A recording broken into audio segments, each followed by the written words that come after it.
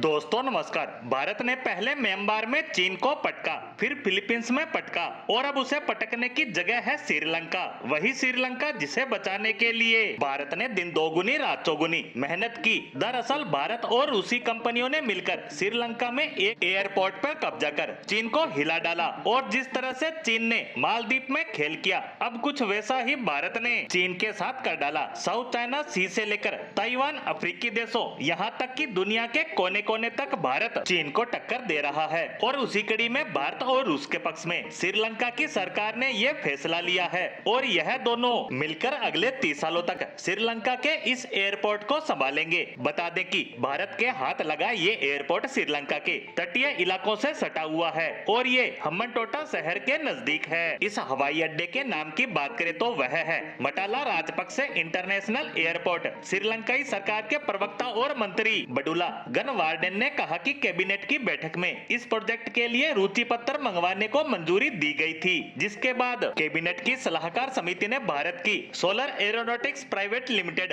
और उसकी airports of regions management company को 30 सालों के लिए मटाला राजपक्से अंतरराष्ट्रीय हवाई अड्डे के प्रबंधन का जिम्मा सौंपा है। वैसे देखा जाए तो ये भारत के लिए एक बड़ी सफलता है, क्योंकि ये एयरपोर्ट हम्बनटोटा बंदरगाह के नजदीक है, जिसे श्रीलंका ने 99 सालों के लिए चीन को लीज पर दे रखा है। और सबसे बड़ी बात ये कि चीन की कर नीति से निपटने के लिए श्रीलंका ने भारत और रूस को ये एयरपोर्ट सौंपा है और इस बंदरगाह को बनाने के लिए चीनी बैंकों ने तकरीबन 4.2 अरब डॉलर का भारी भरकम कर्ज दिया है। जिसके बाद यह कहना कहीं से गलत नहीं होगा कि चीन ने श्रीलंका को अपने कर्ज में फंसाया है, क्योंकि ये लोन श्रीलंका को भारी भरकम ब्याज पर चीन ने दिया है। वही बात करें भारत को दिए गए एयरपोर्ट की तो इसे दुनिया का सबसे वीरान यानी सुना एयरपोर्ट भी कहा जाता है। और इससे भारत के फायदे की बात करें तो इस एयरपोर्ट का एक्सेस मिलने के बाद भारत को सबसे बड़ा फायदा ये होगा कि हम्बनटोटा बंदरगाह के पास भारत की जासूसी के लिए जो चीनी जासूसी जहाज आया करते थे उन पर लगाम लग सकेगी। और उससे भी बड़ी बात ये कि भारत इन जासूसी जहाजों पर निगरानी भी रख सकेगा।